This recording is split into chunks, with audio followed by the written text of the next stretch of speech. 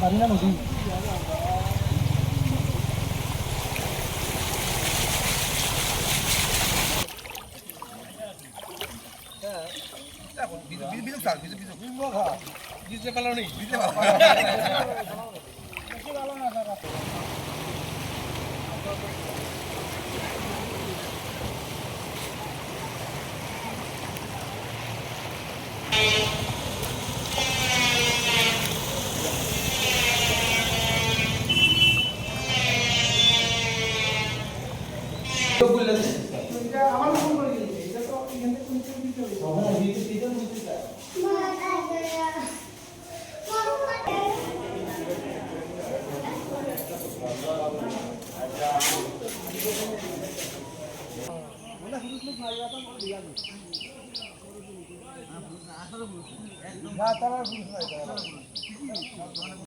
আজকে যে মানে যে ফ্লাড পরিস্থিতি এটা আজকে থেকে নয়, গত 2 দিন থেকেও এটা কিন্তু মানে আরম্ভ হয়ে গেছে। সমস্ত ভারতেই এই মানে অতিবৃষ্টি হবে করে একটা আবহাওয়া দপ্তর থেকে একটা অ্যালার্ট দেওয়া হয়েছিল।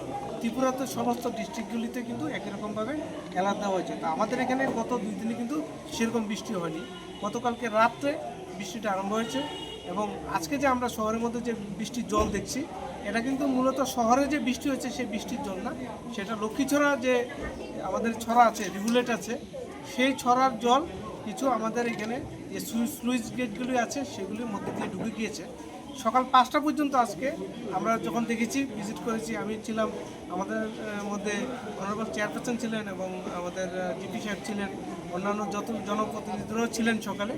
আমরা যেটা দেখেছি যে সকাল পর্যন্ত কিন্তু শহরেতে কোনো ড্রেনেতে বা কোথাও জল ছিল না। এই যে জলটা এসেছে সেটা লক্ষ্মীছড়ার যে স্লুইস গেটগুলি মানে অকেজো হয়ে গিয়েছে সেটার জন্য।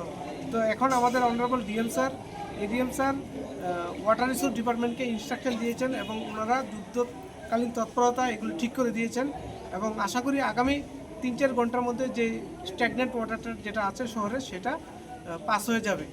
আর আমরা মূলত যে আমাদের কৈলাসহর সাব ডিভিশনের 36টা শেল্টার হাউস আছে, নোটিফাইড শেল্টার হাউস, সেই প্রত্যেকটা শেল্টার হাউসের ইনচার্জ এবং হেডমাস্টার যারা আছেন ওনাদেরকে আমরা বলে দিয়েছি প্রশাসনের পক্ষ থেকে এবং ডিস্ট্রিক্ট এডুকেশন অফিসারও বলেছেন যে ওনারা যাতে সকালেই নিজ নিজ স্কুলে চলে যান।